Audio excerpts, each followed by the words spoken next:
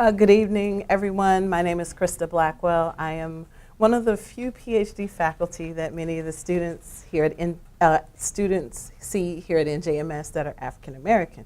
So I will be talking to you about my role as a medical educator. While my slide says medical educator, I think I should say science educator, because what you will see is I discuss my journey and what I do here at NJMS. I work with many students that are in many different programs. So, just like everybody else in the room, I'm going to talk a little bit about my journey to becoming a medical educator. So this looks like I had everything all mapped out, and I can honestly tell you that I did not. It just sort of worked out that way, so serendipitous is definitely the right word for my journey. So I began, okay, try that again. All right, so I began my PhD, I received my PhD from Howard University, and at Howard, one of the things they do is they teach you how to become an educator. So teaching in higher education is one of the things that they always encourage their students to do. So while I went to Howard, I thought, okay, I'll teach a little bit, but I'll see what happens. I have to teach as a graduate student, but maybe I won't choose it as a career. But what I learned is that in my experience as a teacher, I loved it. It was one of the most rewarding things that I'd ever experienced in my lifetime, and I knew that it would become a part of my career. So after I graduated and received my PhD, what I knew is that I would go on to become a teacher, but I had to find opportunities during my postdoctoral training to ensure that I could actually move into a faculty position. Because when you receive a PhD, one of the things they tell you is that you have to have a postdoc, you have to have an R01, you have to be able to do research, and you have to be able to get money. But one of the things that they don't tell you is that if you're interested in teaching, that you have to also search for those opportunities so that you're prepared for that position that you take on.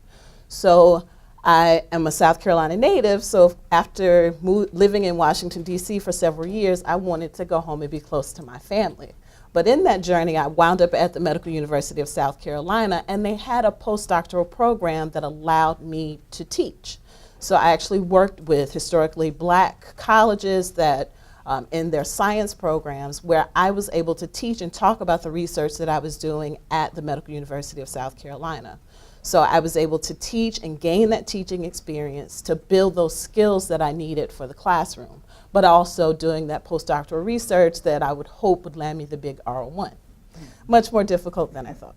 So after completing this postdoctoral fellowship, I came here to New Jersey, where I said I was only going to focus on research.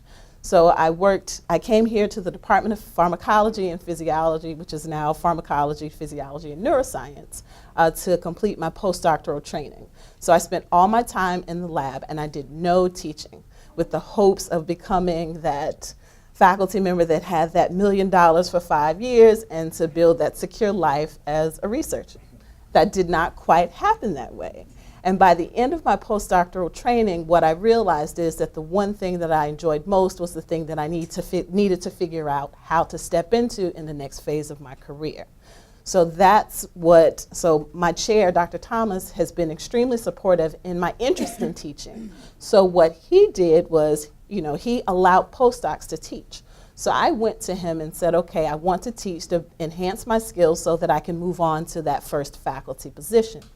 So out of all of the discussions, and when he looked at the CV and saw, okay, she's actually had a significant amount of teaching experience, let's offer her a position to stay here in our department to build those skills and to move on to her position as an educator. So, again, serendipity, God, faith, a whole lot of other things allowed me to move into that first faculty position.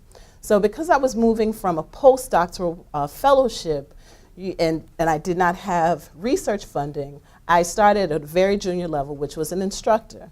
So that position allowed me to step into the classroom, but what it also allowed was for me to build those skills as an educational administrator.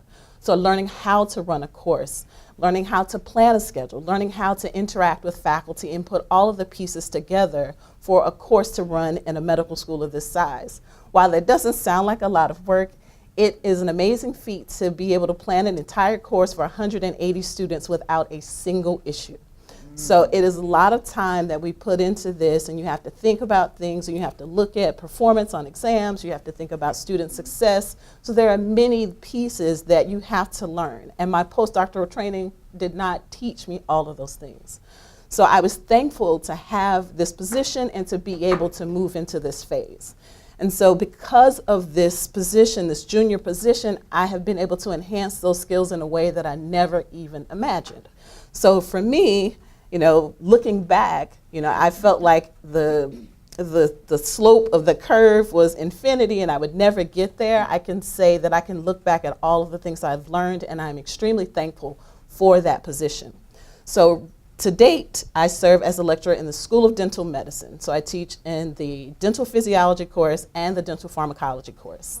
I am a course director in the School of Graduate Studies in the master's program, and I'm a co-course director for a human physiology course as well as a lecturer. And then I'm also serving as the co-course director for 3 of the first year medical courses here at NJMS, the Foundations of Body Systems, the Musculoskeletal and Integumentary System, and the Pulmonary System. So while I am a PhD faculty member, I also have the luxury of interacting with multiple learners. So I work with students in the graduate program, students in the dental school, and students in the medical school. And it allows me an interaction that I feel is extremely unique, but it also allows me to meet students at different levels. So as a faculty member in the graduate school, it has allowed me to meet students who are interested in medical school, and also to serve in an informal role where I'm able to mentor and communicate with students to help them build whatever that portfolio is to help them get into medical school. So anything from reading personal statements to helping them do a research rotation in the graduate school, my position has allowed me to do that. So I'm spread out in a lot of different places. So in my particular role, again, I am a mentor, a teacher, and a basic science researcher without an R1. So as an educator, again, I'm administering courses, so everything planning, organization, execution, teaching many different learners. There's also a significant service component, so I serve on several curriculum committees in the graduate school as well as the medical school. And I've also taught in several programs here at NJMS. So I've had a science program 1 year in the SMART program. We taught kids how to observe genetics through zebrafish, so nerdy science things.